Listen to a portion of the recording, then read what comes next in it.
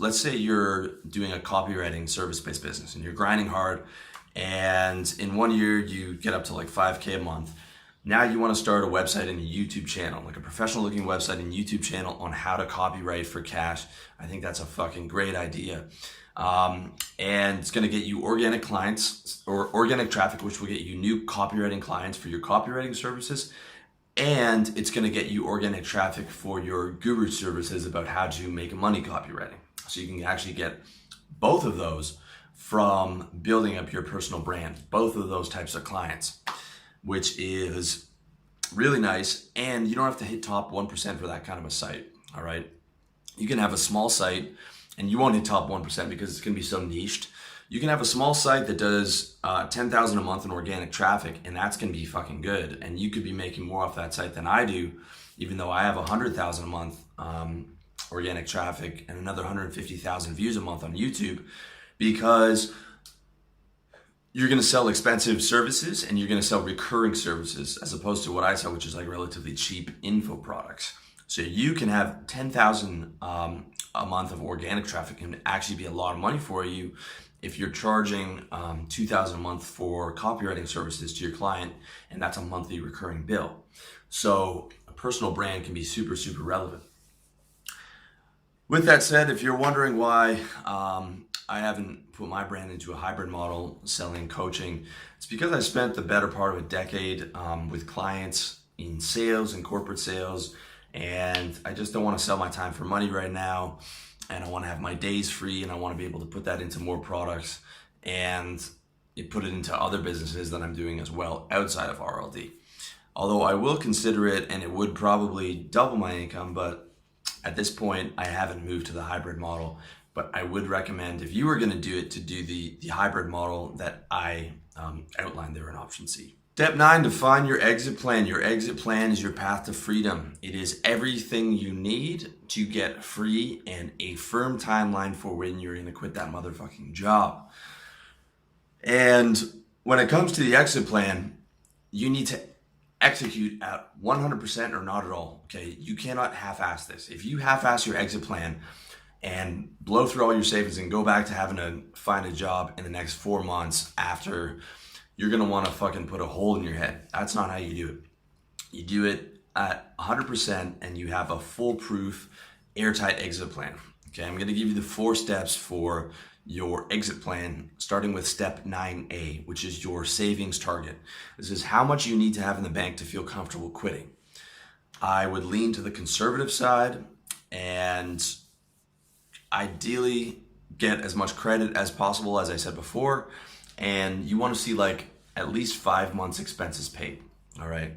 So if you're planning on moving to like a cheap country, Southeast Asia, those expenses are going to be a lot less. But in the West, those expenses could be a lot more. Now, those are going to be bare minimum expenses, like, you know, the lowest you could live on. But you want like 5 months saved so that if shit goes wrong, you have everything paid for. Okay, so savings are looked at as number 1, emergency cash, number 2, runway for building your business, and number 3, money to reinvest in your business. Step 9B, your business revenue target. This is the amount of money you're bringing in where you can, 1, determine your business is a success, and 2, comfortably meet monthly expenses. Okay, in the West, it's like 5K a month in your business. Well, 3 to 5K depending on where you're coming from. In Southeast Asia, it's like 1,000 to 1,500 a month. With that said, do not fly to Southeast Asia and start a business with no savings and no revenue because you read a fucking course online. I've seen so many guys do that. Please do not do that. Don't only go to a foreign country when you have all your shit together, when you have your savings, when you have consistent money from your business, when your business is proven and tested and you are comfortable. All right. Step 9C, structure your exit plan to minimize your tax bill. That means before stocks, bonds, currencies, investments, taxes is number 1. Guys spend all this time doing research on investing for their tiny amount of savings when the government is taking 30 to 50% of the fucking money out of your pocket for taxes, for including like sales tax on everything and inflation. And I mean, tax has got to be your number one. Okay, that's number one to get that under control before you even think about investments. And it's something you should be taking into consideration before incorporation.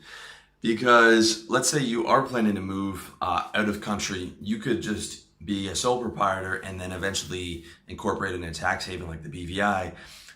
So that's one thing you want to know in advance before you even quit your job, how you're going to plan your taxes. All right. The best thing to do for taxes is to move to a country that doesn't tax foreign sourced income. Like as a Canadian, if I'm living in the Philippines, Philippines doesn't tax my foreign sourced income. The next best bet is moving to like a low tax state. If you're planning on staying in the US, you can move to Florida, which has no state tax. And if you're incorporated in Delaware or something like that, you could have a really good tax structure. But you really have to know what's going on. If you're American, I think you have a $95,000 exemption. And don't quote me on this, okay? This could have changed for if you're living offshore. But after that, you still have to pay regardless of where you're living, okay? America is the strictest policy, and the IRS can enforce that all around the world because America is so strong militarily. So you really have to do a ton of research on this stuff. Again, this is not fucking tax advice. You have to do a ton of research. You have to talk to actual professionals. And before you put this stuff in place, you're going to have to talk to a guy who charges $1,000 an hour, not some joker from H&R Block. You need a guy who's really expensive and really good. You can get a lot of this stuff from like Sovereign Man forums to get an idea of what you're going to do. But before you pull the trigger, you want to pay someone who's really fucking good and get it set up properly. 9D, geo-arbitraging your income. Geo-arbitraging is just a fancy word for taking the money you're making and moving to a cheap country. So you have an online business where the revenue is the same every month, and you hop on a plane to a country with a third of the cost of living, like I did, and boom, you're making more than a doctor. And that is a beautiful thing. Believe me. Top places are Southeast Asia, Colombia, Budapest, so many places that you can find on nomadlist.com. And at this point, you are what I call a digital expat, which is just a fancy word for an online entrepreneur. Now, notice I don't say digital nomad. Nomad is another word for a broke homeless guy who wears soccer shorts every day and doesn't shower and has no money, okay? Because you cannot build a business as a homeless vagrant. You cannot build a business from the beach on your laptop with internet that's like 1 megabyte per second. You need to live somewhere, especially if it's a hot country, where you have air conditioning, where you have an actual living space, where you have a consistent routine, where you have a good internet connection because you have a motherfucking internet business. You can't build that when you're traveling all over the world, 2 weeks here, 2 weeks there. With that said, what you do is, like, I never looked at myself as like, I'm going to be this thing. I always looked at myself as an entrepreneur, and I'm just moving over here because it's cheaper. What you want to do is build a base and then take vacations, right? You take, a couple vacations a year, and you stay in another country for like 3 weeks so that you can, after the first couple of days of settling in, build up a routine over there. So maybe once every 2 quarters, let's say you're staying in Thailand, you go to Vietnam for a month and live there, build up a routine there for that month, right? Not fucking bouncing around 2 weeks here, 2 weeks there. You can't get anything done that way. And the big thing is, living abroad's not for everyone. That's what I've realized. Most guys I've met out here go home. Or they go to another country and they don't like that and they go home. It's just not for everyone. Most guys, I think, are better in like a small or mid-sized town in Florida or Arizona, where you can get a decent apartment for like $700 a month, and food is really cheap, and there's no state taxes. And if I was American, instead of being Canadian, I probably would have considered that option before I came to Thailand. There's a good chance I would have been living in like a smaller mid-sized town in Florida or Arizona and just building a business there.